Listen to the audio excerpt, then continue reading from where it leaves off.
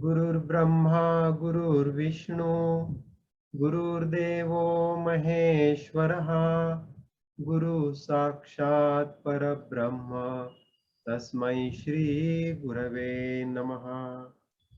अखंडमंडलाकारं व्याप्तं येन चराचरं तत्पदं दर्शितं येन तस्मै श्री गुरवे नमः। शान्ताकारं भुजगशयनं पद्मनाभं सुरेशं विश्वाधारं गगनसदृशं मेघवर्णं शुभांगं लक्ष्मीकान्तं कमलनयनं योगिभिर्ध्यानगम्यं वन्दे विष्णुभवभयहरं सर्वलोकैकनाथम्। हरिः ओम श्री गुरुभ्यो नमः। हरिः ओम। ओम श्री विश्वेश्वराय नमः। ओम श्री विश्वेश्वराय नमः। ओम श्री विश्वेश्वराय नमः। ओम श्री ऋषि प्रभाकराय नमः। ओम श्री ऋषि प्रभाकराय नमः। ओम श्री ऋषि प्रभाकराय नमः।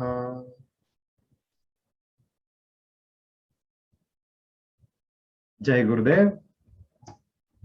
आज आपण नेहमीप्रमाणे आपल्या मासिक कार्यक्रमासाठी शुद्ध एकादशीला घेत असलेल्या श्रीमद भागवत महापुराण ह्या ग्रंथावरील सत्संगासाठी आपण आज इथे गोळा झालेलो आहोत। तर तुमच्या सगळ्यांचं पुन्हा एकदा खूप खूप हार्दिक स्वागत। आज आपण जो काही भाग बघणार आहोत तर त्याच्यावरती आपण एक पॉवर पॉइंट प्रेझेंटेशन तयार केलेलं आहे, ज्याच्यामुळे तुम्हाला ऑडिओ आणि व्हिज्युअल असं दोन्ही दृष्टीने त्याचा ग्रंथाचा लाभ होईल। तर त्यामुळे मी तुमच्या सोबत आता एक पॉवर पॉइंट शेअर करतो इथे।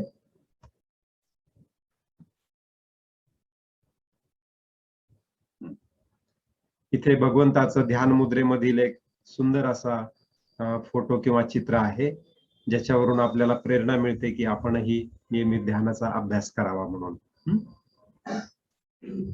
आपण आज 15 नोव्हेंबर 2021 आज आपण 24वा अध्याय श्रीमद भागवताच्या 11व्या स्कंदातला त्याचा आपण आज अभ्यास करणार आहोत। तर आतापर्यंत आपण 1 ते 23 असे अध्याय अभ्यासलेले आहेत फक्त 11व्या स्कंदामध्ये। तर अशा प्रत्येक स्कंदामध्ये अनेक अध्याय असतात, त्यातला 11वा जो एक अतिशय महत्वपूर्ण स्कंद आहे त्याचा आपण अभ्यास सुरू ठेवलेला आहे। या स्कंदात एकंदर 31 अध्याय आहेत। तर आतापर्यंत आपण यदुवंशातला ऋषींनी दिलेला शाप, नारदांचा वसुदेवांना 9 योगेश्वरांच्या रूपाने दिलेला उपदेश, त्यानंतर उद्धवांचं भगवंताकडे येणं, उद्धवाला दिलेला पहिला उपदेश ज्याच्यामध्ये अवधूत, दत्तात्रय आणि त्यांचे 24 गुरु, तर ह्या 24 गुरूंनी दिलेल्या उपदेशाचा समावेश आहे। पुढे उद्धवाला भगवंतांनी थेट उपदेश दिलाय। त्यानंतर हंस रूपानं, ज्याला आपण हंसगीता म्हटलं, तो सनकादिकांना दिलेला उपदेश आहे। त्यानंतर भक्तियोगाचा महिमा आणि ध्यानविधी हाही आपण पाहिला, ध्यानातून मिळणाऱ्या वेगवेगळ्या सिद्धी आणि त्यांची लक्षणं, त्यानंतर भगवंताच्या विभूतीचं वर्णन, वर्णाश्रम व्यवस्था। 19व्या आणि 20व्या अध्यायात ज्ञान, भक्ती, यम, नियम आणि कुठला योग कुणासाठी आहे, गुणदोष व्यवस्था, वेदांचं स्वरूप, वाणींचे प्रकार, तत्वांची नेमकी संख्या, सत्य आणि असत्य म्हणजे काय, नाठाळ इंद्रिय, विवेक आणि बुद्धीचं महत्व। आणि मग 23व्या अध्यायात आपण मागच्या सत्संगामध्ये अवंती नगरातील ब्राह्मणाची गोष्ट पाहिली। तर हे सगळे आपले यापूर्वीचे सत्संग आपण रेकॉर्ड केलेले आहेत आणि तुमच्या सगळ्यांसाठी आपण ते उपलब्ध करून दिलेले आहेत। त्यामुळे जे कोणी आजच्या सत्संगात पहिल्यांदाच आले असतील किंवा ज्यांनी पूर्वीचे सत्संग ऐकलेले नसतील, त्यांनी जरूर या अगोदरचे सत्संग पण ऐकावेत, म्हणजे तुम्हाला त्याची लिंक व्यवस्थित लागू शकेल। तर आज जो 24वा अध्याय आहे त्याला सांख्ययोग म्हटलेला आहे। आता आपल्या सगळ्यांना असं वाटेल की आपल्यापैकी बऱ्याच जणांनी गीतेचा वर्ग केलेला आहे, त्यामुळे आपल्याला सांख्ययोग माहिती आहे। मग आता याच्यामध्ये भगवंत असं काय नवीन किंवा वेगळं सांगणार आहेत? तर श्रीमद भागवत महापुराणामध्ये तोच सांख्ययोग सांगितलेला आहे, थोडस वेगळ्या पद्धतीने दिलेला आहे. आणि त्याशिवाय पण आपण सांख्ययोगाचं नेमकं स्थान काय आहे ते पण या निमित्तानं अवलोकन करणार आहोत. तर पहिला श्लोक आहे, हा जो सांख्ययोगाचा 24वा अध्याय आहे, यातला प्रत्येक श्लोक आपण पाहणार आहोत. तर पहिल्या श्लोकामध्ये श्री भगवान म्हणतात, प्राचीन काळच्या ऋषींनी ज्याचा निश्चय केला आहे ते सांख्यशास्त्र मी तुला सांगतो. हे जाणलं असता मनुष्य काल्पनिक भेदरूप भ्रम ताबडतोब सोडून देतो. तर भगवान श्रीकृष्ण उद्धवाला म्हणजे त्यांच्या परम शिष्याला काय म्हणतायत की सांख्यशास्त्र मी तुला सांगतो ज्याचा प्राचीन काळच्या ऋषींनी निश्चय केलेला आहे. निश्चय केलेला आहे याचा अर्थ ते त्याच्यातून म्हणजे कुठलेही शंकाविरहित रीतीनं त्यांनी ते ज्ञान प्राप्त केलेलं आहे. तर हे जर ज्यानं जाणलं, हे सांख्यशास्त्र ज्यानं जाणलं, तो हे जे काल्पनिक भेद आपल्या नजरेला दिसतात आणि त्याच्यामुळं आपण ह्या जगताविषयी वेगवेगळ्या मोहामध्ये सापडतो, तर हे भ्रम आपोआप नाहीसे होतील. त्यासाठी हे सांख्यशास्त्र जाणणं आवश्यक आहे असं भगवंत इथे सांगतायत. पुढे आता आपण बघूयात की सांख्यशास्त्राला सांख्य दर्शन असं पण म्हटलं जातं. आणि सांख्य दर्शनासारखी एकंदरीत 6 दर्शनं भारतीय तत्वज्ञानामध्ये आहेत. मग ही 6 दर्शनं कुठली आहेत आणि सांख्य दर्शनाचं नेमकं स्थान काय ते पण आपण थोडक्यात इथे पाहूया. तर महान तत्वज्ञांच्या हजारो वर्षाच्या विचार चिंतनातून आणि विचार मंथनातून परिपक्व झालेलं जे तत्वज्ञान आहे त्याला षडदर्शन असं म्हटलं जातं. तर आताच मॉडर्न सायन्स अंमलात येण्याच्या किंवा प्रस्थापित होण्याच्या अगोदर साधारणपणे 6 ते 7,000 वर्षांपूर्वीपासून भारतामधील जे ऋषी होते त्या ऋषींनी हे विश्व कसं निर्माण झालं असावं, माणसाची निर्मिती कशी झाली असावी किंवा आपल्याला जो मी आहे असं वाटतं तो मी म्हणजे नेमका काय असावा, त्याच्यावर त्यांनी खूप गहन चिंतन केलं. आणि ह्या गहन चिंतनातून एकमेकांशी केलेल्या वादविवादातून ते अशा एकमतावरती आले की या एका विशिष्ट पद्धतीनं ह्या विश्वाची निर्मिती झाली असणे शक्य आहे. आणि ते जे तत्वज्ञान आहे ते ह्या 6 दर्शनांमध्ये मांडलेलं आहे. तर ह्या 6 दर्शनांची आपण फक्त तोंड ओळख करून घेऊ आणि नंतर सांख्य दर्शन किंवा सांख्ययोग याच्याकडे आपण वळणार आहोत. तर पूर्वमीमांसा, उत्तर मीमांसा, सांख्य, वैशेषिक, न्याय आणि योग अशी ही 6 दर्शनं आहेत. तर या 6 दर्शनावरती पूज्य गुरुजी ऋषी प्रभाकरांची 6 सिस्टीम्स ऑफ इंडियन फिलॉसॉफी ह्या नावाची एक कॅसेट आहे उपलब्ध. तर त्याचाही तुम्ही अभ्यास करू शकता. तर ही 6 दर्शनं जी आहेत ही सगळी दर्शनं वेदांना प्रमाण मानतात. प्रमाण मानतात म्हणजे वेदामध्ये जे दिलेलं आहे तत्वज्ञान त्या तत्वज्ञानाशी ती सुसंगत अशी आहेत किंवा ती त्यांनी मान्य केलेली आहे. तर जे वेद आहेत आपल्याला माहिती आहे की वेद 4 आहेत. तर ह्या 4 वेदांना समजावून घेण्याचे 2 मार्ग आहेत. पहिला मार्ग म्हणजे कुठला, की कुठलीही शंका न घेता त्याच्यामध्ये जे तत्वज्ञान दिलंय त्याचा फक्त अर्थ समजावून घ्यायचा. आणि दुसरा याच्यासाठी काय आहे, हा जो पहिला मार्ग आहे त्याच्यासाठी ब्राह्मण आणि उपनिषद आहेत. म्हणजे वेदांचा जो अंतिम भाग आहे त्याला आपण ब्राह्मण आणि उपनिषद म्हणतो. तर त्या उपनिषदांचं जर आपण वाचन केलं तर आपल्याला वेदामधील तत्वज्ञान अगदी सहजतेनं समजून येतं. आता दुसरा मार्ग कुठला आहे, की तर्कबुद्धी वापरून त्या उपनिषदांमध्ये केलेल्या प्रत्येक वक्तव्याचा खरे खोटेपणा तपासून घ्यायचा. हे तुम्ही म्हणता हे खरंच कशावरून, इथून सुरुवात करायची. म्हणजे प्रत्येक गोष्टीवर शंका घ्यायची, मग तिथे तर्कबुद्धी वापरायची आणि ते खरं आहे असं आपल्या बुद्धीला पटलं तरच पुढे जायचं. हा दुसरा मार्ग आहे. आणि हा जो दुसरा मार्ग आहे त्याच्यासाठी ही षडदर्शन आहेत. कारण प्रत्येक माणूस किंवा प्रत्येक व्यक्ती उपनिषदामध्ये जे लिहिलेलं आहे ते खरं आहे हे बुद्धीला पटल्याशिवाय पुढे जाणं शक्य नाही. आणि अशा लोकांसाठी हा षडदर्शनाचा दुसरा मार्ग आपल्या संस्कृतीने निर्माण केलेला आहे. आता कुठली आहेत ही षडदर्शनं, तर पहिलं आहे पूर्वमीमांसा. पूर्वमीमांसा हे दर्शन म्हणजे काय आहे, तर महर्षी जैमिनी नावाचे एक ऋषी होऊन गेले. तर आत्ताच्या संशोधकांनी त्यांचा कालावधी साधारणपणे ख्रिस्त जन्माच्या अगोदर 300 वर्ष सांगितलाय. ह्या पूर्वमीमांसा हा 12 अध्यायांचा ग्रंथ आहे. आणि याच्यामध्ये काय सांगितलेलं आहे, तर वेदांचे जे 2 विषय असतात, धार्मिक कर्म आणि धार्मिक तत्वज्ञान. धार्मिक कर्मामध्ये काय येतं, की एखादा होम हवन कसं करायचं, आणि धार्मिक तत्वज्ञान म्हणजे त्याच्या मागे लपलेलं गूढ तत्वज्ञान. तर हे जे 2 विषय आहेत, यातला जो धार्मिक कर्मकांडाचा जो भाग आहे तो वेदांच्या पूर्व भागामध्ये प्रतिपादलेला आहे. आणि त्या पूर्व भागाची मीमांसा करणं म्हणजे पूर्वमीमांसा. म्हणजे कर्मकांडाची मीमांसा त्याला म्हटलेलं आहे पूर्वमीमांसा. आणि हा ग्रंथ लिहिला महर्षी जैमिनींनी. त्याला षडदर्शनामधलं पहिलं दर्शन असं म्हटलं जातं. ही जी मीमांसा केली ही त्यांनी तर्कशास्त्राच्या दृष्टीने केली. त्यानंतर आपण पुढे जाऊया. आता उत्तर मीमांसा. उत्तर मीमांसा म्हणजे वेदांमधला उत्तर भाग. त्याची मीमांसा कोणी केली, तर महर्षी बादरायणांना केली. आणि त्यांचा काळ सुद्धा साधारणपणे ख्रिस्त जन्माच्या अगोदर 300 वर्ष असं आधुनिक संशोधक सांगतात. तर ह्या उत्तर मीमांसेला ब्रह्मसूत्र असं पण म्हटलं जातं. हा फक्त 4 अध्यायांचा ग्रंथ आहे.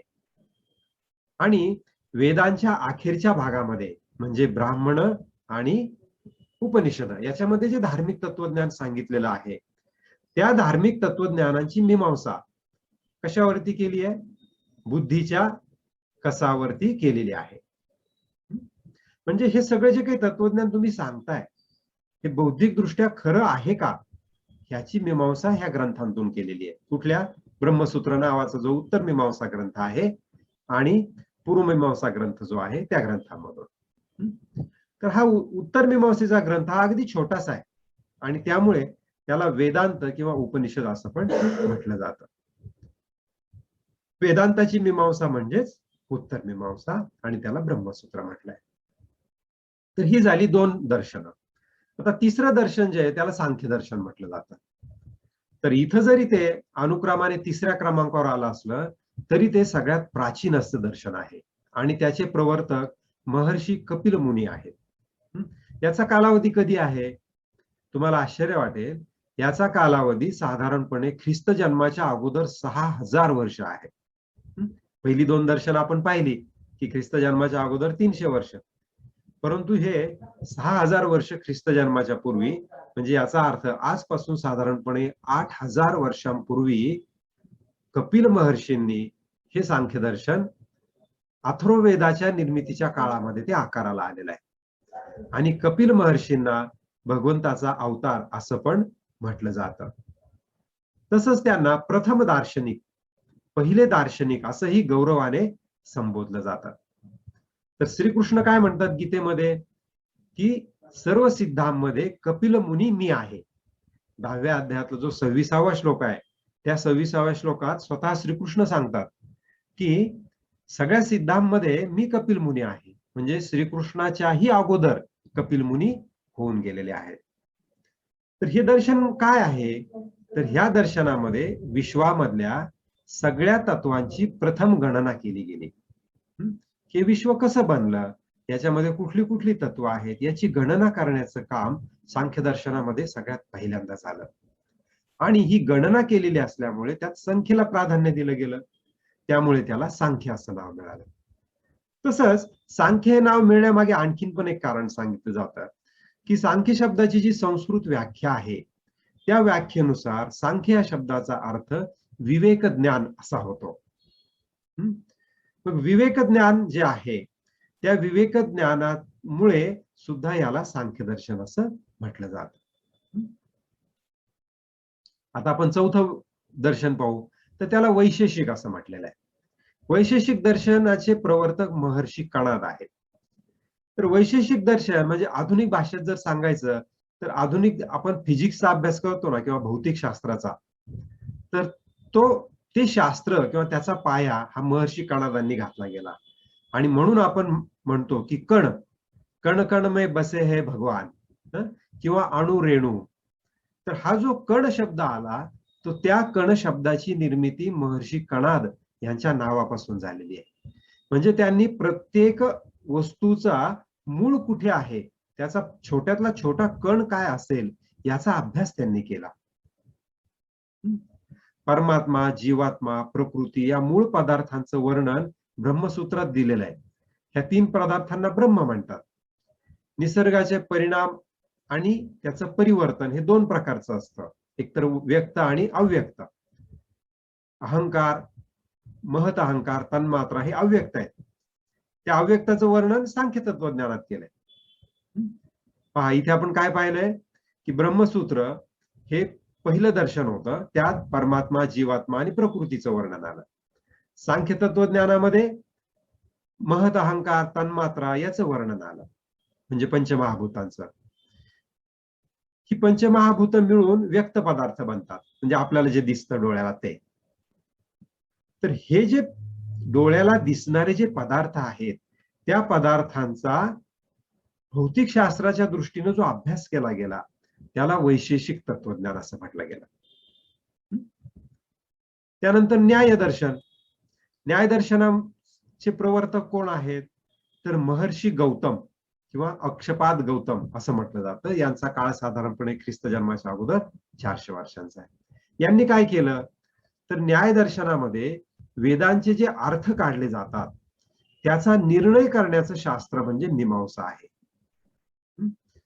उदाहरणार्थ, 2 बुद्धिवंत जर एकत्र बसले समोरासमोर आणि त्यांनी वेदांच्या वेगवेगळ्या रुचावरती जर चर्चा सुरू केली, तर त्याचा निर्णय नेमका कसा करायचा त्याचंही एक शास्त्र बनवलं गेलं. आपण म्हणतो ना न्याय देणं. तर न्याय देणं म्हणजे काय, की 2 व्यक्ती जेव्हा तुमच्या पुढे काही विषय घेऊन येतील त्यावेळेला कुणाचं म्हणणं खरं आहे याचा न्याय जो करायचा असतो, तो न्याय ह्या न्याय दर्शनाच्या साहाय्याने केला जातो. थोडक्यात वेदवाक्यांच्या अर्थाचा जो निर्णय लावायचा त्याच्यासाठीचे जे नियम आहेत, जसं सध्या आपण भारतीय राज्य घटना ही काय मानतो, प्रमाण मानतो, तशी ही त्या काळातली एक राज्यघटना होती ज्याच्यामध्ये वेदांच्या वाक्यांचा अर्थ लावण्यासाठीचे नियम बनवले गेलेले होते. ह्या ग्रंथामध्ये फक्त 5 अध्याय आहेत आणि सत्याचा शोध घेण्यासाठी ह्या न्याय तत्वज्ञानामध्ये 16 तत्वांचा उपयोग करण्याची पद्धत विकसित केली गेली होती. ही 16 तत्व कुठली आहेत, आपण फक्त त्यांची नावं बघूयात. त्यांच्या नावावरून आपण नजर फिरवू म्हणजे आपल्या लक्षात येईल की आपले ऋषी होते हे किती कुठल्याही गोष्टीचा सखोल अभ्यास करायचे. खरं तर आज आपण खूप वरवर अभ्यास करतो. ऋषींनी अतिशय सखोल असा अभ्यास केला होता. एखाद्या गोष्टीचा निर्णय कसा करायचा याच्यासाठी सुद्धा त्यांनी 16 तत्व निर्माण केली. प्रमाण, प्रमेय, संशय, प्रयोजन, दृष्टांत, सिद्धांत, अवयव, तर्क, त्यानंतर निर्णय, वाद, जल्प, वितंडा, हेत्वाभास, छल, जाती आणि निग्रहस्थान असे ते 16 आहेत.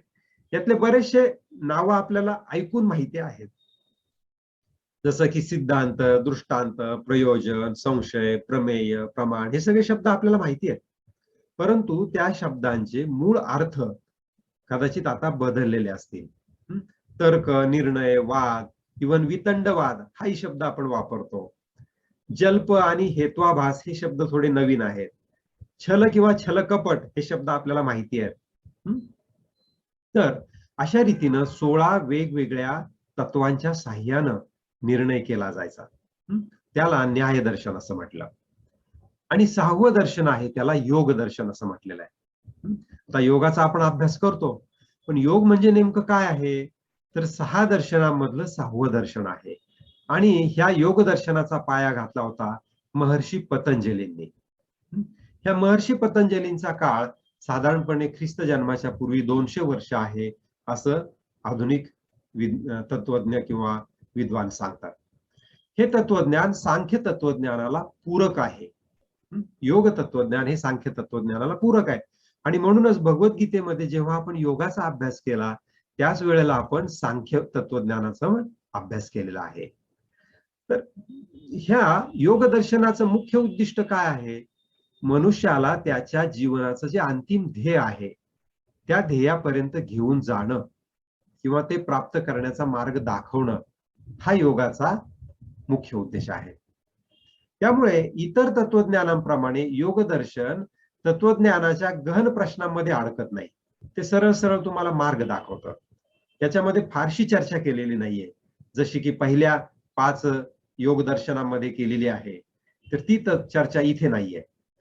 मोक्षावर चर्चा करणाऱ्या प्रत्येक तत्वज्ञानाला काही मूलभूत पार्श्वभूमी ही असली पाहिजे आणि त्यामुळे सांख्य दर्शनाची मदत योगामध्ये घेतलेली आहे आणि म्हणून आपण सांख्ययोगाचा फार बारकाईने अभ्यास गीतेच्या वर्गामध्ये केलेला आहे. तर अशा रीतीनं ही 6 दर्शनं आपल्या भारतीय तत्वज्ञानामध्ये आहेत आणि त्यातलं सांख्ययोग नावाचं जे दर्शन आहे तर तो सांख्ययोग भगवान श्रीकृष्ण आता या ठिकाणी त्यांच्या परमशिष्याला सांगत आहेत.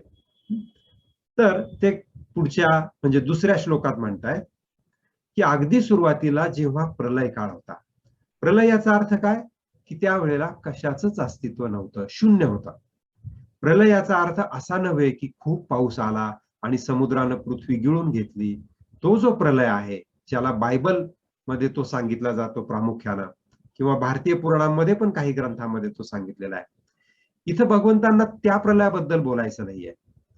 भगवंतांना इथे सांगायचं आहे तर अगदी सुरुवातीला जेव्हा प्रलय काळ होता म्हणजे काहीच नव्हतं, तेव्हा ज्ञान आणि ज्ञेय हे दोन्ही मिळून एकच तत्व होतं. आता ज्ञान आणि ज्ञेय म्हणजे काय, तर ज्ञेय याचा अर्थ ज्याला जाणायचं ते आणि ज्ञान म्हणजे त्याच्याबद्दलचं ज्ञान, हे दोन्ही मिळून एकच तत्व होतं. नंतर कृतयुग आलं. कृतयुगाला सत्ययुग असं पण आपण म्हणतो. तर हे सत्ययुग आलं तेव्हा सुद्धा विवेकी लोकांच्या दृष्टीनं एकच आत्मतत्व अस्तित्वामध्ये होतं. म्हणजेच सत्ययुगामध्ये लोकांना सगळेच लोक ज्ञानी होते. त्यांच्या दृष्टीनं ज्ञान आणि ज्ञेय हे त्यांनी जाणलेलं होतं. तर ही 4 युग आपल्याला माहिती आहेत, सत्ययुग, त्रेतायुग, द्वापर युग आणि कलियुग. आणि ह्या 4ही युगावरती आपण एक वेगळा सत्संग केलेला आहेच आहे. पुढे तिसऱ्या श्लोकामध्ये भगवंत सांगतायत की कोणत्याही प्रकारचा भेद नसलेलं ते सत्य ब्रह्म होतं सत्ययुगामध्ये. मन किंवा वाणी यांना ते कळत नव्हतं. माया आणि तिच्यात प्रतिबिंबित झालेल्या जीवाच्या रूपाने दृश्य आणि द्रष्टा या 2 भागामध्ये ते विभागलं गेलं. आता हे थोडंसं काही वाक्य किंवा काही श्लोक हे जड वाटतील आपल्याला, परंतु आपण पुढे पुढे जात राहू. जसं जसं आपण पुढे जाऊ तसा त्यातला अर्थ आपल्याला लक्षात येतो. तर ह्या श्लोकाचा अगदी साधा सोपा सरळ अर्थ काय आहे की सुरुवातीला काहीच नव्हतं आणि त्यानंतर दृश्य आणि द्रष्टा म्हणजे म्हणजे द्रष्टा म्हणजे पाहणारा आणि दृश्य म्हणजे ज्याला पाहिलं जातं ते, अशा 2 भागामध्ये ते विभागलं गेलं. पुढे सांगताय की त्यापैकी एका वस्तूला प्रकृती म्हणतात. ज्याला पाहिलं जातं ती प्रकृती आणि जो पाहतो तो पुरुष. तर ह्या प्रकृतीपासूनच जगामध्ये कार्य आणि कारण ह्या 2 गोष्टी निर्माण झाल्या. कारण म्हणजे काय की एखादी गोष्ट घडते त्या मागे काय कारण आहे त्याला कारण म्हटलं जातं आणि ती जी गोष्ट घडण्याची क्रिया असते त्याला कार्य म्हटलं जातं. तर ह्या प्रकृतीने सुद्धा काय केली, 2 रूप धारण केली, कार्य आणि कारण, ज्याला इंग्रजीमध्ये कॉज इफेक्ट रिलेशनशिप असं म्हणतात.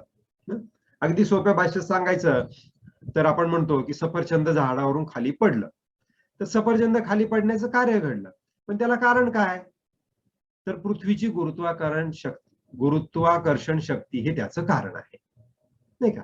म्हणजे आपल्याला सफरचंद खाली पडण्याचा कार्यकारण भाव समजला. पण आता नवीनच प्रश्न उपस्थित झाला की पृथ्वीला गुरुत्वाकर्षण शक्ती का आहे. मग आता त्याचं परत एक काहीतरी एक्सप्लेनेशन दिलं जाईल की या पृथ्वीला मास आहे आणि ठराविक एका आकारामध्ये इतकं वजन सामावलं गेलेलं आहे आणि त्यामुळे तिला गुरुत्वाकर्षण आहे.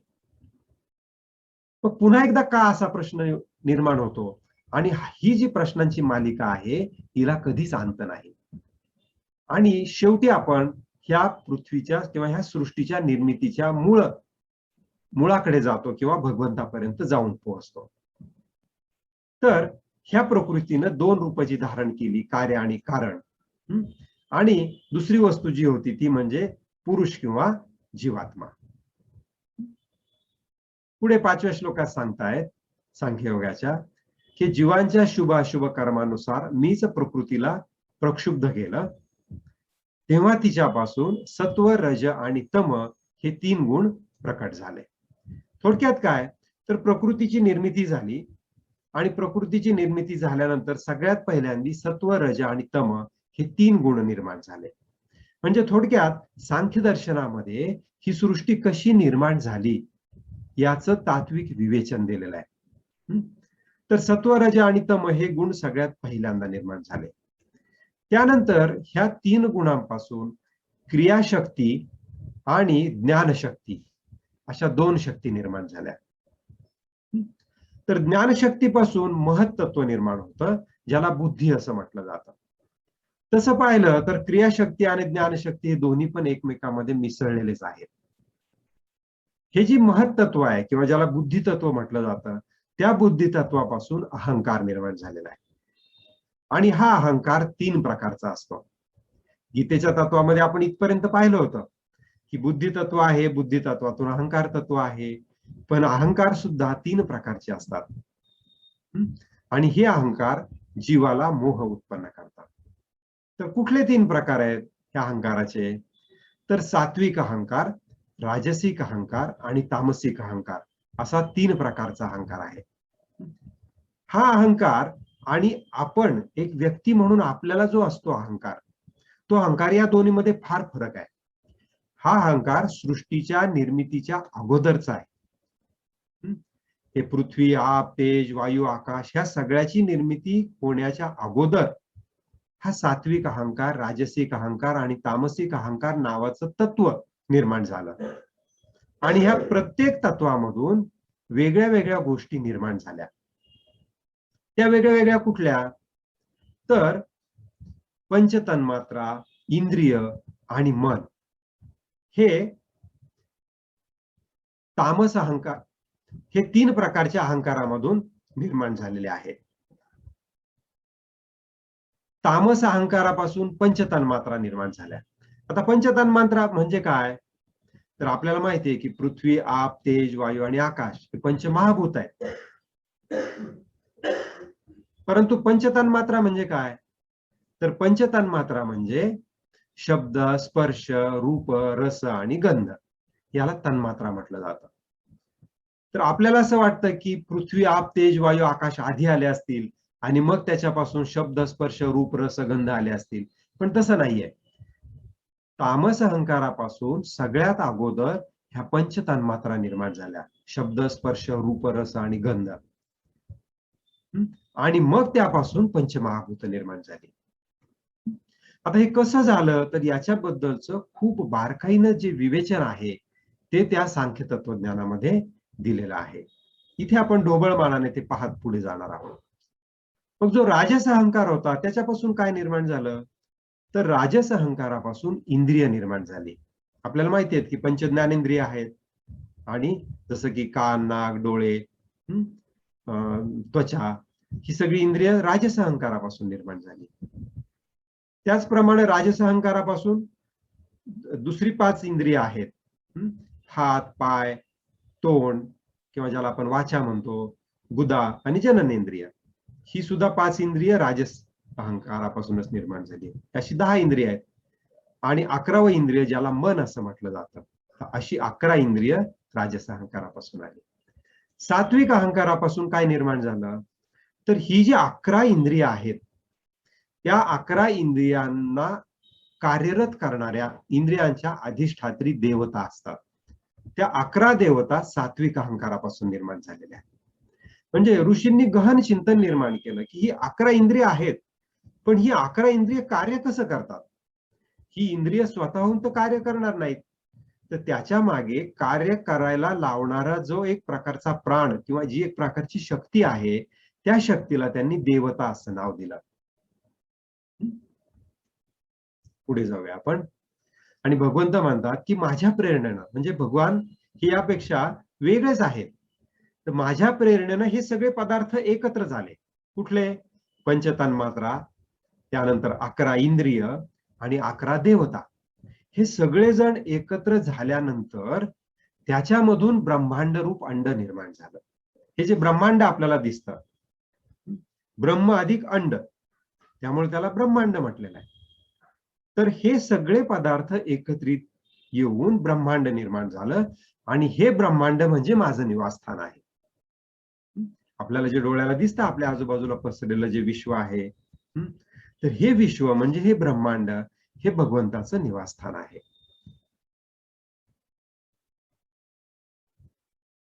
आता पूर्वीच्या काळामध्ये अशी संकल्पना होती की हे जे ब्रह्मांड आहे हे पाण्यामध्ये स्थिर आहे म्हणून. परंतु आजच्या तत्वज्ञानाच्या किंवा शास्त्राच्या दृष्टीनं आपण तसं कदाचित म्हणणार नाही, मानणार नाही. परंतु त्याच्या आपल्या ऋषींनी जो एक आपल्याला विवेचन दिलेलं होतं, त्या विवेचनाच्या दृष्टीनं जर पाहिलं तर हे ब्रह्मांड कुठेतरी एक स्थिर आहे आणि मी नारायण रूपाने त्यामध्ये, त्या ब्रह्मांडामध्ये विराजमान झालेलो आहे. मग माझ्या नाभीपासून विश्वकमळाची उत्पत्ती झाली आणि त्या विश्वकमळामध्ये ब्रह्मदेव प्रगट झाले. म्हणजे आपण जे म्हणतो की ब्रह्मदेवापासून सृष्टीची सुरुवात झाली, परंतु त्याच्या अगोदरचा हा सगळा इतिहास ह्या सांख्ययोगामध्ये समजावून सांगितलेला आहे. तर ब्रह्मदेवाच्या नाभीपासून विश्वकमळ निर्माण झालं. आपल्याला आपण माहिती असतं ते कमळ किंवा आपल्याला फक्त एक कमळाचं फूल असं वाटतं, परंतु भगवंत ज्या वेळेला इथे कमळ म्हणतात त्यावेळेला त्यांना कमळाचं फूल म्हणायचं नसतं, तर हे विश्वकमळ म्हणायचं असतं आणि त्या विश्वकमळामध्ये ब्रह्मदेव प्रकट झाले. आणि मग भगवंतांनी ब्रह्मदेवाला आज्ञा केली की आता तू सृष्टीची निर्मिती कर. मग विश्वस्वरूप ब्रह्मदेवानं तपश्चर्या केली आणि भगवंताच्या कृपेनं रजोगुणाच्या द्वारे पृथ्वी, अंतरिक्ष, स्वर्ग हे 3 लोक ब्रह्मदेवानं निर्माण केले. म्हणजे आता आपण पृथ्वीच्या निर्मितीपर्यंत आलो. तर हे 3 लोक इथं सांगितलेले आहेत. त्या प्रत्येक लोकाला लोकपाल असतात, त्या लोकांचीही निर्मिती झाली. देवतांचं निवासस्थान स्वर्ग आहे, भूतप्रेतांचं निवासस्थान अंतरिक्ष आहे, मनुष्य मात्राचं निवासस्थान पृथ्वी आहे आणि या 3ही लोकांच्या वरच्या बाजूला आणखीन 3 लोक आहेत. तर ते लोक पण आपण इथे थोडक्यात बघूयात. त्यातला जो महर लोक आहे तो सिद्धांसाठी निवासस्थान ठरवलं गेलं. असुर आणि नाग यांच्यासाठी पृथ्वीच्या खाली पाताळ लोक निर्माण केले, जे 6 पाताळ असं म्हटलं जातं. तर आज आपण त्या डिटेल्स मध्ये जाणार नाही, पण पाताळाचे सुद्धा 6 प्रकार आहेत. तर हे जे 3 लोक आहेत, ह्या 3 लोकांमध्ये त्रिगुणात्मक कर्मांना अनुसरून जीवांना वेगळ्या वेगळ्या गती प्राप्त होतात. म्हणजे जसं म्हणतो की कुणाला मनुष्य जन्म प्राप्त होतो, कुणाला देवजन्म प्राप्त होतो, कुणाला असुर योनी प्राप्त होती. तर त्यांचं म्हणणं काय आहे की त्रिगुणात्मक कर्माला अनुसरून जीवांना वेगळ्या वेगळ्या गती प्राप्त होतात. योग, तपश्चर्या आणि संन्यास यांच्याद्वारा महरलोक, जनलोक, तपलोक व सत्यलोक हे आणखीन 4 लोक आहेत. आपण पाहिले होते स्वर्गलोक, पृथ्वीलोक, पाताळलोक. हे जे लोक आहेत, महरलोक, जनलोक, तपलोक आणि सत्यलोक, हे कशाने प्राप्त होतात? योग, तपश्चर्या आणि संन्यासाने. पण खरं तर हे लोक प्राप्त करणं हे आपलं ध्येय आहे का? तर ते ध्येय नाहीये. भगवंत सांगतात की भक्ती योगानं माझं परमधाम प्राप्त होतं. म्हणजे भगवंताचं परमधाम हे ह्या सर्व लोकांच्या पलीकडे आहे. तर आता आपण एकदा ही लोकसंकल्पना समजावून घेऊ आणि याच्याकडे केवळ आपण एक संकल्पना म्हणून पाहणार आहोत. कारण जर आपण वेगळ्या वेगळ्या ग्रंथांचा जर संदर्भ घेतला तर प्रत्येक ग्रंथामध्ये ही लोकसंकल्पना वेगळ्या वेगळ्या पद्धतीने समजावून सांगितलेली आहे. तर इथे आपण ढोबळ मानाने किंवा एक सामान्य लेमॅनला समजेल अशा प्रकारची जी संकल्पना आहे त्या संकल्पनेचा आपण अभ्यास करूया. तर संध्यावंदन जे केलं जातं, आपल्याला माहिती आहे की मुंज झाल्यानंतर मुलाला संध्यावंदन शिकवलं जातं. ही संध्या कशी केली जाते? तर ती संध्या करताना वेगळे वेगळे मंत्र म्हटले जातात आणि वेगळ्या वेगळ्या क्रिया केल्या जातात. तर ह्या संध्यावंदनामध्ये जो एक मंत्र आहे त्या एका मंत्रामध्ये हे 7 लोक यांचा उल्लेख केला गेलेला आहे. तर त्यातला पहिला त्रैलोक्य आहे त्याला कृतक त्रैलोक्य म्हणतात. तर त्या सगळ्यात पहिल्यांदा भूलोक आहे, ज्याला पृथ्वी म्हणतो, ज्याच्यावरती चर आणि अचर लोक असतात. दुसरं आहे भुवरलोक, सिद्धलोक आणि मुनी यांचा समावेश होतो. आणि या भुवरलोकाची जागा कुठे सांगितलेली आहे? पृथ्वीपासून सूर्यापर्यंत. त्यानंतर स्वरलोक किंवा स्वर्गलोक, याची जागा सांगितलेली आहे सूर्यापासून ध्रुवापर्यंत. त्यानंतर महरलोक, हा कृतक त्रैलोक्य आणि अकृतक त्रैलोक्य याचा मध्य आहे. म्हणजे आपण कृतक त्रैलोक्य काय पाहिला? भूलोक, भूलोक, भुवलोक आणि स्वरलोक. आणि अकृतक त्रैलोक्य म्हणजे काय येतं? तर जनलोक, तपोलोक आणि सत्यलोक. तर जनलोकामध्ये सनकादिक मुनींचं वास्तव्य असतं, तपोलोकामध्ये वैराज नावाचे देवगण असतात आणि सत्यलोकामध्ये न मरणारे अमरगण असतात. आता हे सगळं कशामध्ये लिहिलेलं आहे? हे सगळं वेगळ्या वेगळ्या पुराणांमध्ये लिहिलेलं आहे. त्यामुळे ह्या कवी कल्पना सुद्धा असू शकतील, परंतु आपल्या तत्वज्ञानामध्ये 7 वेगळ्या वेगळ्या लोकांची कल्पना केलेली आहे. लोक म्हणजे काय? तर वेगळे वेगळे, ज्याला आपण काय म्हणूयात की जसा पृथ्वी लोक आहे, स्वर्ग लोक आहे, तर अशी वास्तव्याची वेगळी वेगळी ठिकाणं कल्पना केलेली. कदाचित तत्वज्ञानाच्या दृष्टीने याचा आणखीन वेगळा पण संदर्भ जोडला जाऊ शकतो. जसं की आपल्या शरीरामध्येच 7 लोक आहेत असं पण म्हटलं जाऊ शकतं, आणि त्याच्या आधाराने पण याचं विवेचन काही ग्रंथांमध्ये केलं गेलेलं आहे. तर हे जे 7 लोक आहेत, याचा गीतेच्या गायत्री मंत्रामध्ये पण याचा उल्लेख आहे, तसंच संध्यावंदनामध्ये पण याचा उल्लेख आहे. तर असा तो कुठला मंत्र आहे? तर संध्यावंदनामध्ये प्राणायाम करण्याच्या अगोदर एक मंत्र म्हटला जातो, ओम भूः, ओम भुवः, ओम स्वः, ओम महः, ओम जनः, ओम तपः, ओम सत्यम, ओम तत्सवितुर्वरेण्यं भर्गो देवस्य धीमहि धियो यो नः प्रचोदयात्, ओम आपो ज्योतिरसोमृतम ब्रह्म भूर्भुवः स्वरोम. असा एवढा पूर्ण मंत्र म्हणून मग त्यानंतर प्राणायाम केला जातो संध्यावंदनामध्ये. आता त्या मंत्रामध्ये आपल्याला इथे काय पाहायचं आहे की भूलोक, भुवलोक, स्वलोक, महलोक, जनलोक, तपलोक आणि सत्यलोक अशा 7 लोकांचा उल्लेख ह्या संध्यावंदनाच्या मंत्रामध्ये केलेला आहे. तसंच 3 लोकांचा उल्लेख फक्त गायत्री मंत्रात पण असतो, ओम भूर्भुवः स्वः तत्सवितुर्वरेण्यं भर्गो देवस्य धीमहि धियो यो नः प्रचोदयात्. हा तो मंत्र आहे. यातले पहिले जे 3 शब्द आहेत, ओम भूर्भुवः स्वः, यामध्ये ह्या 3 लोकांचा उल्लेख केला गेलेला आहे.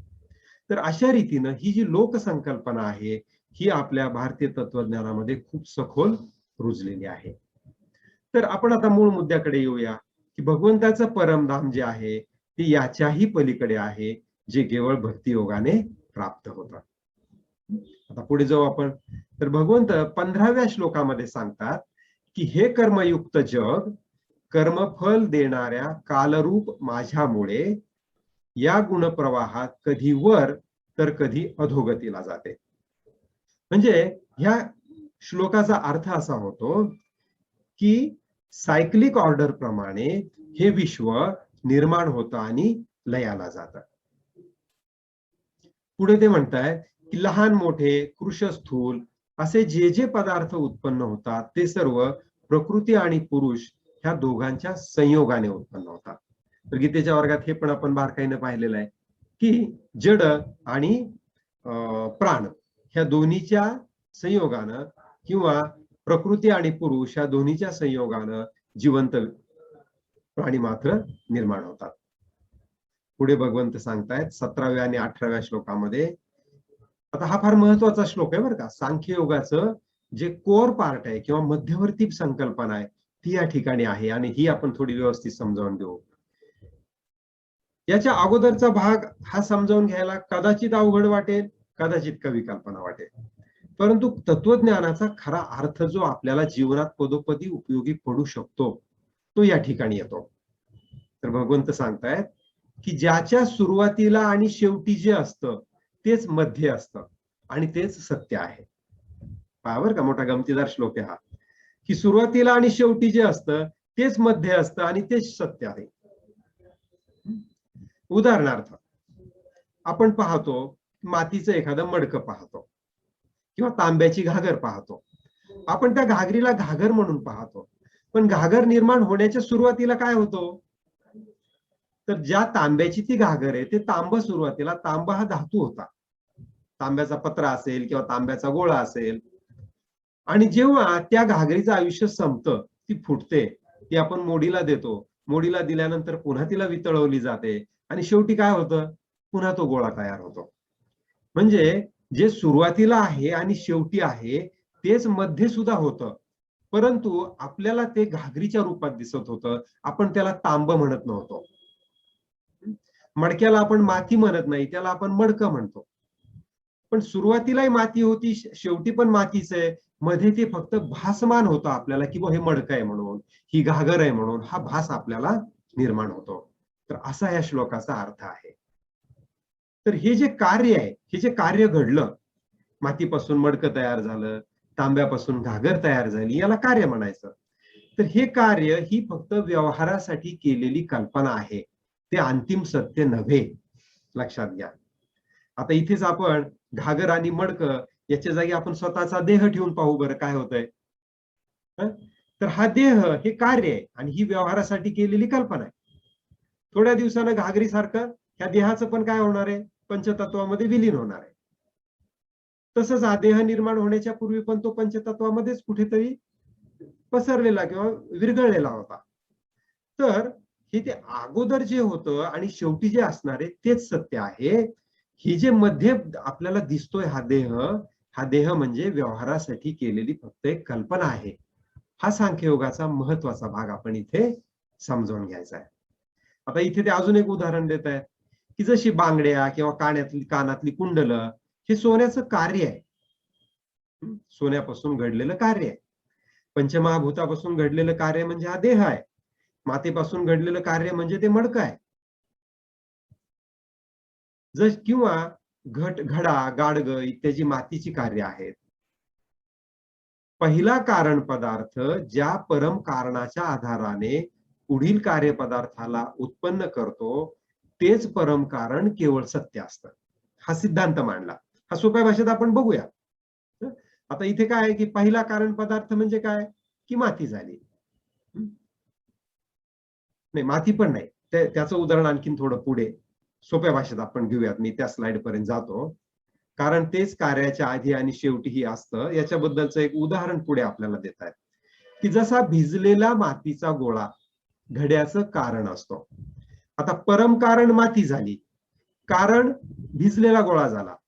म्हणजे मातीपासून डायरेक्ट घडा बनतो का? नाही बनत. अगोदर आपल्याला काय करावं लागतं? ती माती चांगली मळावी लागते.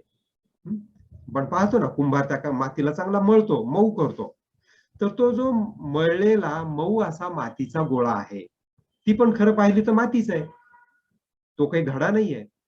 पण त्या मातीच्या गोळ्याचं परम कारण काय आहे? तर ती अगोदर पडलेली कोरडी माती. त्या कोरड्या मातीपासून मातीचा गोळा घडला आणि मातीच्या गोळ्यापासून ते मडकं तयार झालं. म्हणजे मडक्याचं कारण आहे ओला गोळा आणि ओला गोळ्याचं कारण आहे माती. म्हणजे माती झालं परम कारण. तर तो मूळ माती या परम कारणाच्या आधाराने घडारूप कार्याचं कारण बनतो. म्हणजे जरी घडा ओल्या मातीपासून बनलेला असला तरी त्या मडक्याचं परम कारण काय आहे? ती मूळ माती आहे. भिजलेल्या गोळ्याच्या आधी माती, गोळ्यात माती, घड्यात माती आणि घडा फुटल्यानंतर पण माती. म्हणजे गोळा, घडा आणि घडा फुटल्यानंतर उरलेली खापरं ही सगळी मिळून मातीच आहे. म्हणून माती काय झाली या सगळ्या उदाहरणामध्ये? सत्य झाली. तसंच मानवी जीवनाचं सुद्धा आहे. या प्रपंचाचं उपादान कारण प्रकृती आहे. आता हे शब्द आहेत ना, हे नवीन नवीन शब्द मी मुद्दाम इथे घेतलेले आहेत पहा, मूळ ग्रंथातले. तर उपादान म्हणजे काय? तर उपादान कारण याचा अर्थ मूळ कारण. जसं ओल्या गवळ्याचं उपादान कारण काय होतं? तर माती. घड्याचं उपादान कारण काय झालेलं आहे किंवा मूळ कारण काय झालेलं आहे? तर ती माती. जसं दागिन्याचं उपादान कारण काय आहे? सोनं. आता कारणाचे दोन प्रकार सांगतात पहा तत्वज्ञानामध्ये. एकाला म्हटलेलं आहे उपादान कारण आणि दुसऱ्याला म्हटलेलं आहे निमित्त कारण. संस्कृत शब्द आहेत पण अर्थ समजावून घेतलं की सोपे जातात. आता निमित्त कारण म्हणजे काय? तर उदाहरणार्थ सोनार. तर तो घडवणारा सोनार हा केवळ एक निमित्त झाला. आपण म्हणतो हे दागिन्याचं कारण काय आहे? तर सोनार. पण दागिन्याचं कारण सोनार नाहीये, तो निमित्त कारण आहे. दागिन्याचं उपादान कारण आहे ते मूळ सोनं. तो घडवणारा सोनार नव्हे, तो दुय्यम आहे. तर ह्या प्रपंचाचा आधार तो परमात्मा आहे आणि त्या परमात्म्याला प्रकट करणारा काळ आहे. तर प्रकृती, तो परमात्मा किंवा पुरुष आणि काळ ही तिन्ही रूप खरं पाहता ब्रह्मस्वरूप आहेत. म्हणजे तीनही ब्रह्मच आहेत. प्रकृती ब्रह्म आहे, पुरुष ब्रह्म आहे आणि हा काळ पण ब्रह्म आहे. आणि ते शुद्ध ब्रह्म मी आहे असं भगवान श्रीकृष्ण इथे सांगत आहेत. तर भगवान श्रीकृष्ण मानव रूपात आहेत आणि ते खात्रीपूर्वक सांगत आहेत उद्धवाला की ते शुद्ध ब्रह्म मी आहे. याचाच अर्थ ते आपल्याला सुद्धा एक प्रेरणा देत आहेत की आपण सुद्धा ह्या स्थितीमध्ये आपलं जीवन जगू शकतो की ते शुद्ध ब्रह्म मी आहे. लक्षात येत आहे ना? पुढे जाऊया आपण. 20वा श्लोक आहे. 20व्या श्लोकात काय म्हणतात की जोपर्यंत परमात्म्याची ईक्षण शक्ती, ईक्षण शक्ती म्हणजे काय? अवलोकन शक्ती. जोपर्यंत परमात्मा शांत रीतीनं समाधान वृत्तीमधून केवळ अवलोकन करत आहेत. ते काही करत आहेत का? काही करत नाहीयेत, फक्त अवलोकन चाललेलं आहे. तर जोपर्यंत परमात्म्याची ही अवलोकन शक्ती आपलं काम करत असते तोपर्यंत जीवांच्या कर्मभोगासाठी कारण कार्य रूपानं हे विविध सृष्टीचक्र अखंड चालू राहतं. थोडक्यात काय? तर परमात्म्याची अवलोकन शक्ती जोपर्यंत कार्यरत असते तोपर्यंत ही सृष्टी फिरत असते. आता आपण आतापर्यंत काय शिकलो ते परत एकदा बघूया की निर्मितीची प्रक्रिया कशी घडली. भगवंत सांगत होते मी परमात्मा, माझ्यापासून पुरुष किंवा जीवात्मा, मग त्यानंतर काळ, त्यानंतर प्रकृती, प्रकृतीपासून त्रिगुण, त्रिगुणांपासून महत्त्व किंवा बुद्धी, बुद्धीपासून त्रिविध अहंकार, अहंकारापासून पुन्हा त्याचे 3 प्रकार, सात्विक, राजसिक आणि तामसिक असे 3 अहंकार होते. त्यातला सात्विक अहंकार आणि इंद्रियांच्या अधिष्ठात्री 11 देवता, राजसिक अहंकार आणि 11 इंद्रिय, तामसिक अहंकार आणि त्यापासून पंचतन्मात्रा म्हणजे शब्द, स्पर्श, रूप, रस आणि गंध, त्यानंतर पंचमहाभूत. म्हणजे पहा ही पंचमहाभूत पृथ्वी, आप, तेज, वायू आणि आकाश निर्माण होण्याच्या अगोदर एवढी मोठी प्रक्रिया घडलेली आहे. मी परमात्म्यापासून तामसिक अहंकारापर्यंत ही जे किती स्टेप्स आपण पाहिल्या, 3 आणि 3 6 आणि 1 7, 7 आणि 3 10, ह्या 10 स्टेप्स आहेत आणि त्यानंतर पंचमहाभूताची निर्मिती झाली असं आपल्या ऋषींनी एक तात्विक विवेचन केलेलं आहे. आणि हे तात्विक विवेचन जिथे बारकाईनं केलेलं आहे त्याला सांख्यशास्त्र किंवा सांख्य दर्शन असं म्हटलं जातं. आपण तर हे फक्त अगदी वरवर पाहतोय की आपण फक्त त्याचा एक बर्ड आय व्ह्यू घेतो आहोत. पंचमहाभूतांचं जेव्हा ह्या सगळ्याचं जेव्हा मिश्रण झालं, पंचमहाभूत, पंचतन्मात्रा, सात्विक, राजसिक, तामसिक अहंकार, त्यानंतर 11 इंद्रिय, अधिष्ठात्री देवता, हे सगळं जेव्हा एकत्र झालं तेव्हा त्यातून ब्रह्मांड निर्माण झालं आणि त्या ब्रह्मांडामध्ये मी नारायण रूपाने स्थित झालो. याचा अर्थ हे ब्रह्मांड निर्माण होण्याच्या अगोदर मी नारायण रूपामध्ये होतो का? तर नाही. भगवंत नारायण रूपामध्ये त्या अगोदर नव्हते. ते परमात्मा, परमपुरुष ह्या रूपामध्ये होते. तोपर्यंत त्यांना नारायण हे नाव दिलं गेलेलं नव्हतं. हे नाव आपल्या ऋषींनी दिलं किंवा ते निर्माण झालं नाव. हे कधीपासून निर्माण झालं? तर हे ब्रह्मांड निर्माण झालं तेव्हापासून.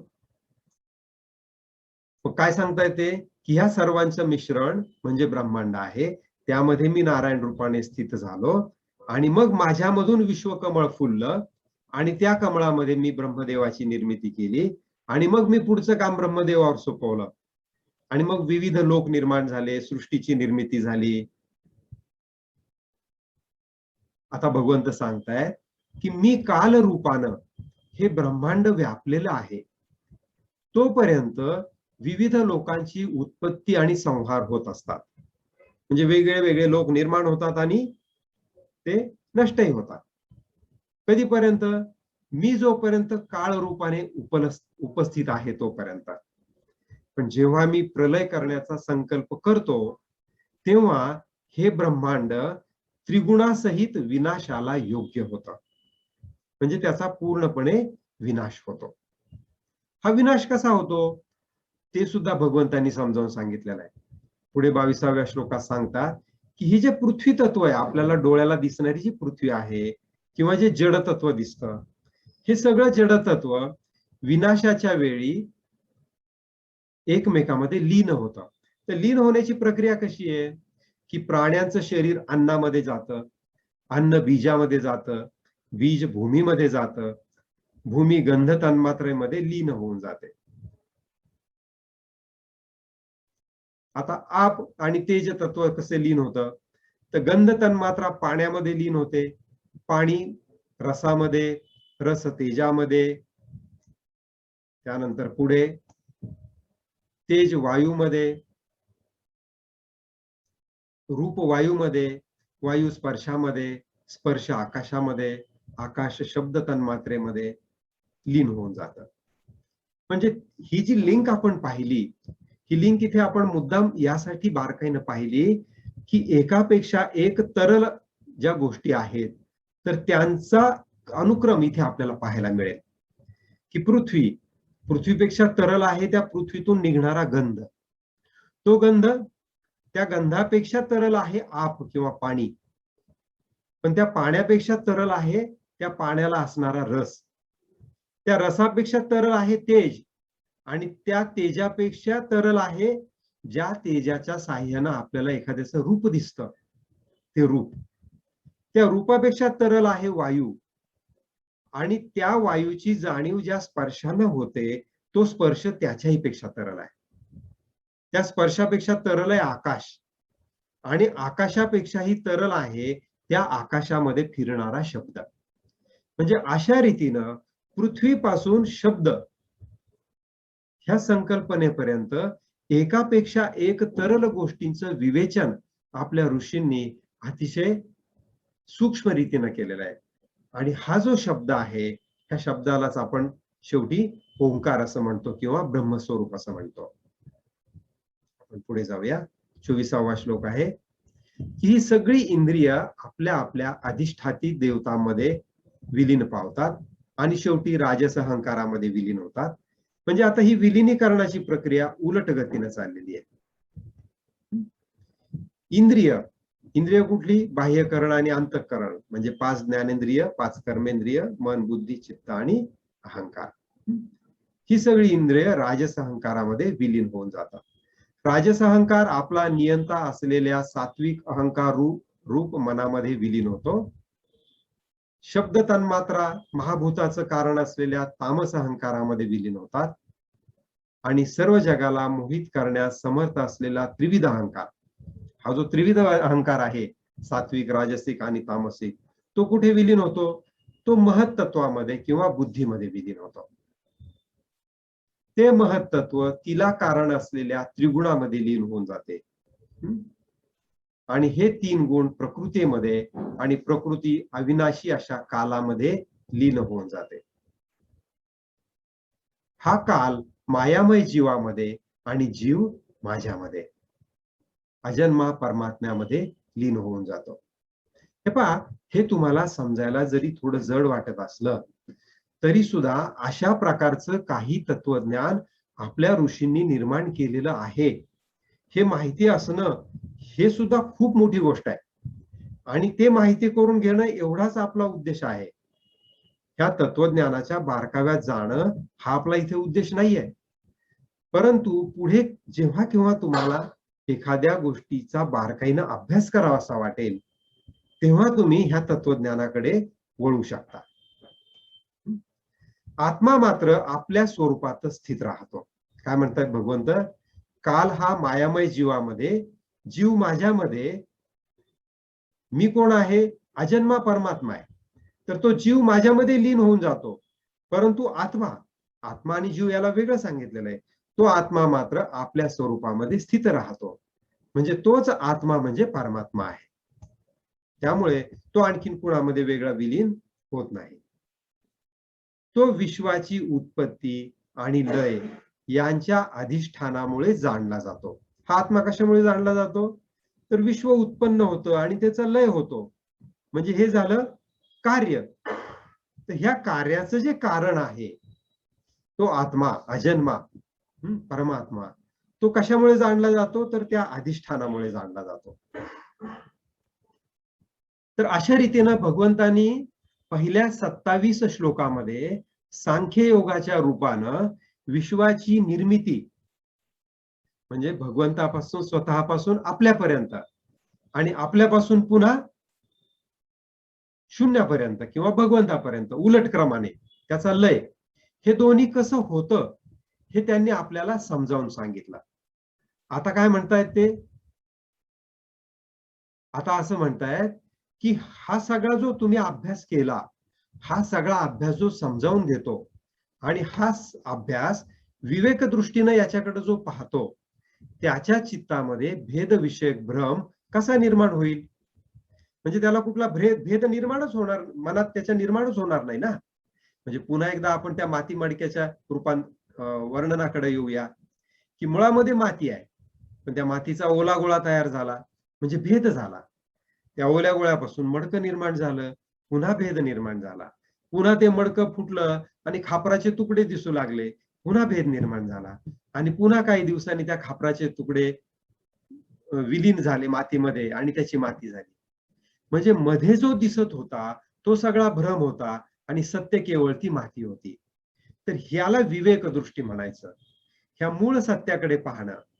तसंच आपल्या सगळ्यांचे जे देह निर्माण झालेले आहेत, तर हे सुद्धा ह्या भेदाने निर्माण झालेले आहेत आणि हा तात्कालिक भ्रम आहे. परंतु या भ्रमामागचं जे मूळ सत्य आहे, की तो परमात्मा, तो परमपुरुष, हा ज्यानं जाणला, त्याच्या चित्तामध्ये भेदविषयक भ्रम निर्माण होणार नाही, असं भगवंत सांख्य योगामध्ये उद्धवाला 28व्या श्लोकात सांगत आहेत. बरं, असा भेद जरी निर्माण झाला तरी एकदा हे ज्ञान घेतलं, तर हे ज्ञान घेतल्यानंतर हा भेदविषयक भ्रम आपल्या हृदयात टिकून राहील का? तर नाही राहणार. थोड्या वेळापुरता असा भ्रम राहील आणि नंतर काय होईल?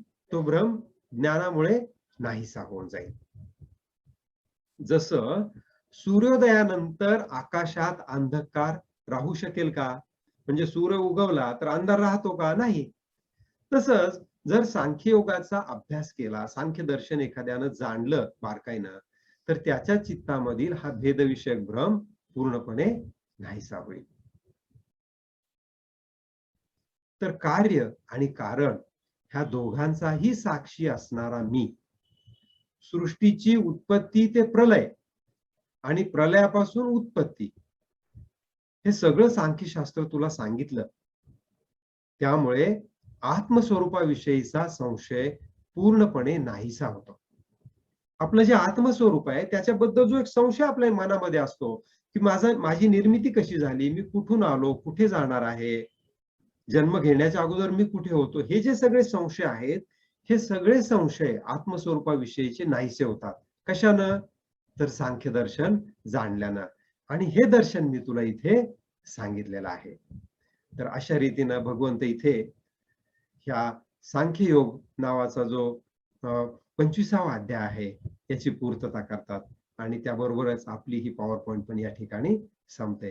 तर ती मी इथे थांबवतो आणि मग आपण थोडी चर्चा करूया. छान. तर अशा रीतीने आपण हा 25वा अध्याय इथे समजावून घेतला. त्याची मूलभूत संकल्पना तुमच्या लक्षात आली. तर आजच्या अध्यायात आपण सगळ्यात महत्वाचं काय पाहिलं, की भारतीय तत्वज्ञानामध्ये जी षडदर्शनं आहेत, ही षडदर्शनं कुठली आहेत आणि त्या षडदर्शनामधलं सांख्यदर्शन जे आहे, त्या सांख्यदर्शनाची थोडक्यात तोंडओळख आपण इथे करून घेतली. तर हे सांख्यदर्शन किंवा जो मूळ सांख्यदर्शन जे आहे आपण पाहिलं आताच्या याच्यामध्ये की त्याचे काही विशिष्ट अध्यायांची संख्या आहे, श्लोकांची संख्या आहे, त्याच्यावरती त्याचं निरूपण आहे. हे सगळं आपल्याला मिळेल कुठे ना कुठे, ज्याला बारकाईने अभ्यास करण्याची इच्छा आहे त्याच्यासाठी. उरलेल्यांसाठी एवढी तोंडओळख सुद्धा पुरेशी आहे. तर ह्या ठिकाणी आपण थांबूया.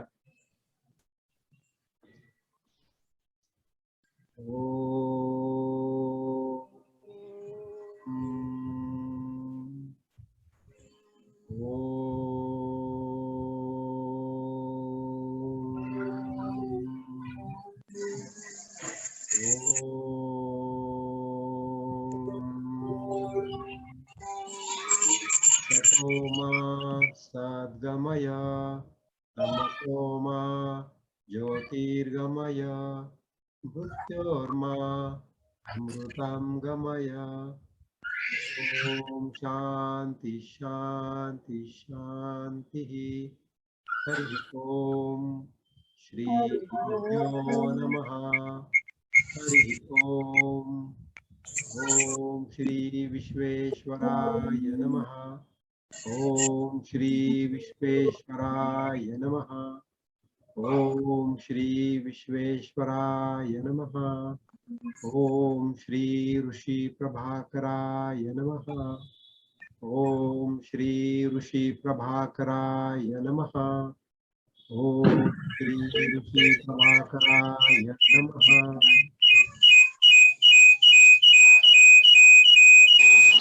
जय गुरुदेव.